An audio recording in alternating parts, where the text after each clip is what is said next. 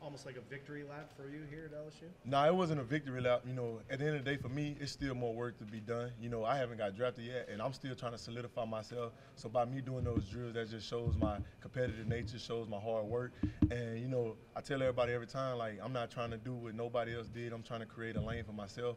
And it hasn't been too many linebackers that went in the top 5. You know, some went 8, 11, 10. I'm trying to go top 5. Like, whether it's 1 through 5, I want to be that pick, and I want to show that team that I'm willing and, you know, ready to come in and, you know, be the leader of that defense. Do you think you're there at top 5? I know I'm there. It just all depends on what a team need. Like, you know, a team might want me to the fullest, but they're not in a position to take me. But it's one team out there that really, really love me, and they probably willing to trade up, or they probably already got the pick, and I feel like they'll take me. But, I mean, I won't know till April 25th. So when y'all catch me in Nashville and the first couple of picks come out, just know Get Live 40 would be one of them. Have you and your agent had a lot of talk with, you know, scouts so far, like on other teams, and what's kind of been the response? I mean, shoot, just before this pro day, I had 6 visits alone from teams with top picks. You know, I got a lot of top 30 visits set up that I'm flying to teams and meet with them so they can get a better feel for me.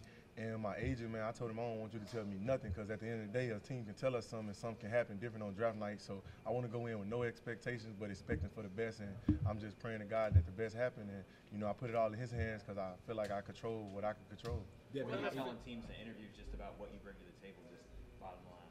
I mean, man, first and foremost, you know, I tell them the tape don't lie. The tape will speak for itself. You know, the type of player that I've been for LSU for 3 years, even when I wasn't in the spotlight and I wasn't playing, I was a guy who was always, you know, cheering on the other teammates. I was a guy who played special teams and just came to work every day with a relentless, you know, attitude, whether it was in the weight room, on the film, in the classroom. I'm a guy, I never missed a class at LSU. I was here 3.5 years.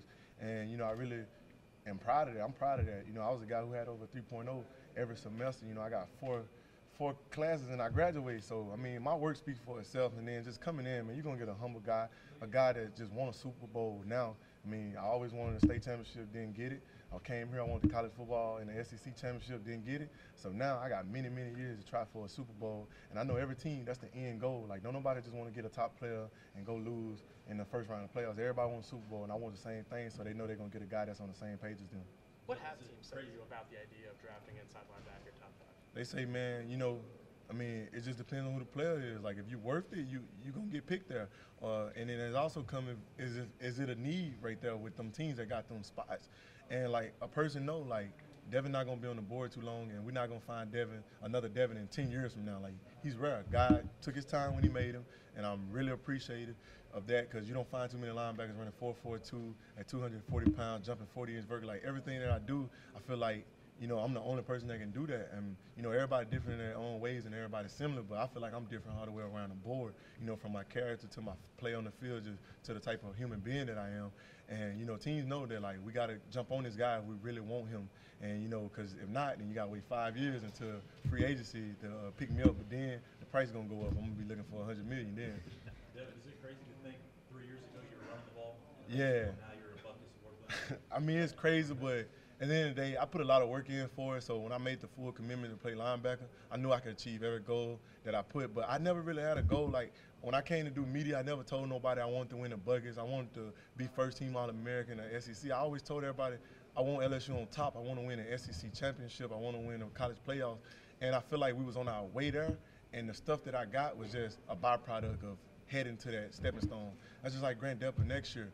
You know, LSU gonna be great. I can promise you that they're gonna be great. They didn't lose anybody. You know, they lost a couple guys, but man, we bring in better players every year, and I feel like they're gonna be a winning team. He's gonna be a captain. And that Thrope Award, you know, everything you want. The award that he was up for last year, I feel like all that is in the reach because you're chasing something bigger than that, and it just come along with it. So, I mean, that's just the stage I'm on, man. I'm just thankful for it, man. That Butkus, I mean, even though it wasn't my ultimate goal, it really means a lot to me to achieve it because I always set out to be the best at what I do, and that exemplified that I was the best linebacker in college football. And, you know, I'm biased against myself. I feel like I should have won it 2 years in a row, but, I mean, you know, the people, the coaches, the scouts, a lot of people go into that decision. They didn't feel that, so I feel like I had to work harder to achieve it the next year, and it came.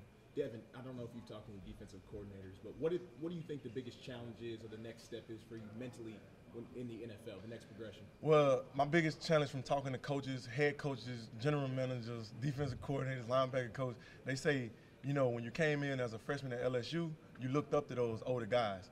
You're going to come in, it's going to be a guy that's been playing for 8 years, got a whole family. You can't look up to him.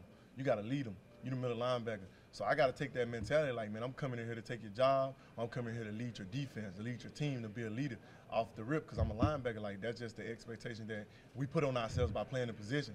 So I can't come in like, yeah, big bro, how you do this or how I work around here. No, I got to come in and I got to find a way. I got to create a way. But I also got to do it with respect because at the end of the day, I got to respect those men in that locker room.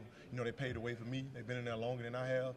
And, you know, I feel like if I go in there with a hard work mentality and an effort to show them guys that I want a Super Bowl and I'm committed to winning, they'll respect me and they'll follow my lead.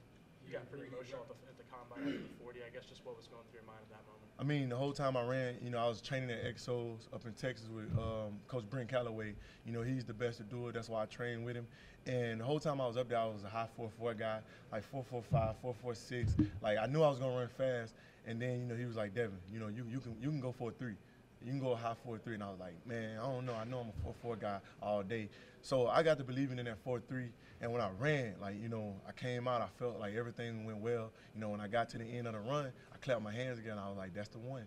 And then, but I don't know because, you know, they don't post it nowhere in there. But I had my phone out, you know, when I went over there and I looked at the text message, he critiqued me first. He was like, bigger knee drive on the next one, and you'll get 4.39. And then I looked down, and he had 4.42 with a bunch of fire emojis. And I was like, dang. So I was still good. And then I looked at my other phone. My mom was calling saying, my heart. I picked it up. She was cheering. I'm talking about cheering like I never seen before. Because, like, the Georgia game, I played a good game. I played a week.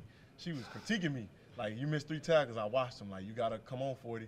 And then when I seen her just cheering, like, that brought so much joy to me. Because my mom, she don't really cheer too much. Like, she always on my butt about being even better even when I do good. So she knew I was going to run fast. But for her to show that much, you know, proudness in me, man, it just broke me down. I mean, it was a happy moment because what guy growing up don't want to make their mom proud? And for her to show it, I mean, I'm an emotional guy. I mean, I don't care how nobody feel about me for doing it. I mean, but at the end of the day, I'm a man, you know, I'm a leader, and I let it all out.